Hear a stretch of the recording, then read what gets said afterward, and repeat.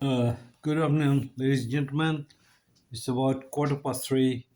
This is my sixth video today, and I'm going to talk a little bit about NHS and how we can be able to pay the nurses, uh, the ambulance drivers, and we've got more and more problems in public sector.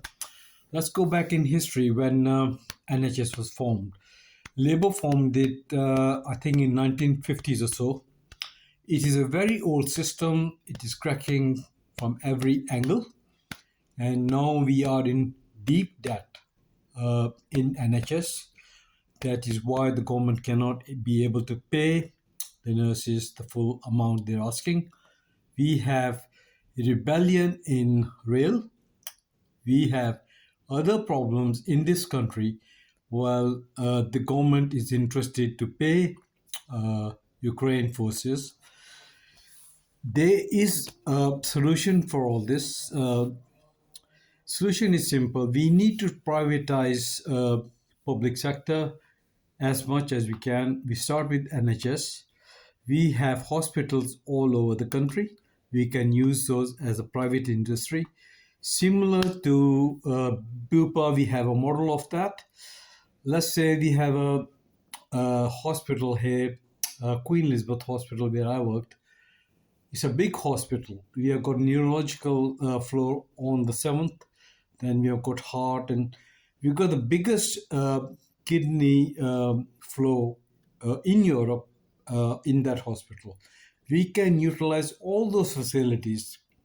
What it will be, you have 177 billionaires living in this country.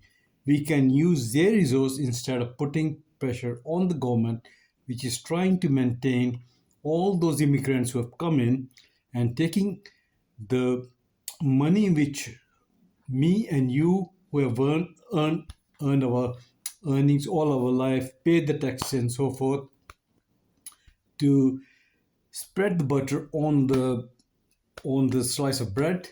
And when you do that, that that butter is so thin that they cannot actually give all the money which we require to run our public service.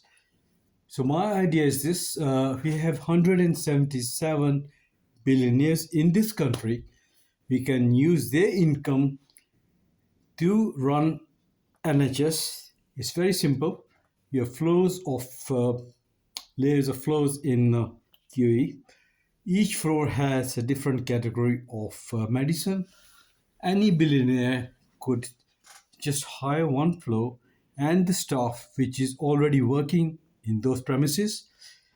And I always talk about tangibility and scalability, and also I talk about merit based payments.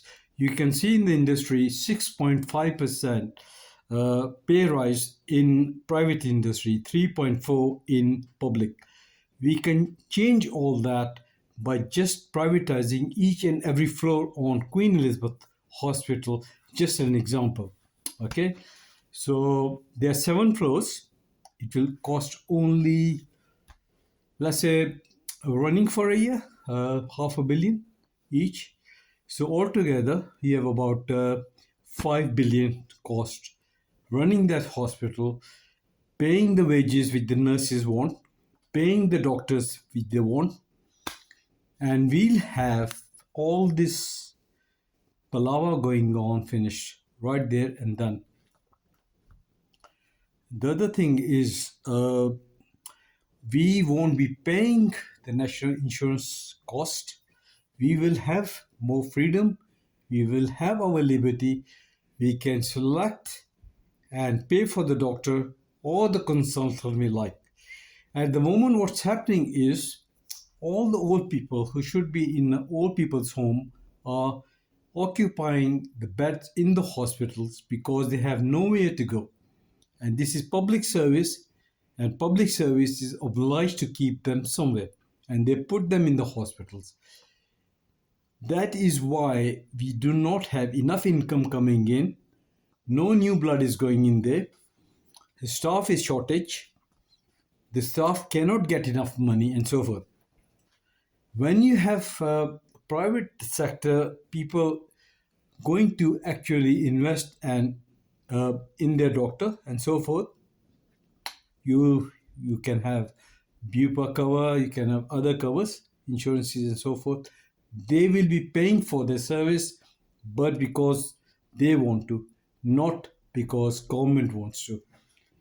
If you do that, you will see the old people who are sitting in these beds won't be there.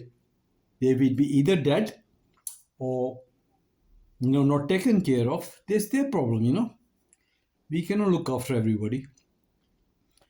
The hospital will be used for the right purpose. You go to Bipa, you had heart operation in 3 or 4 days, you're out again. That is a quick and swift service that we want. Thank you for hearing me out.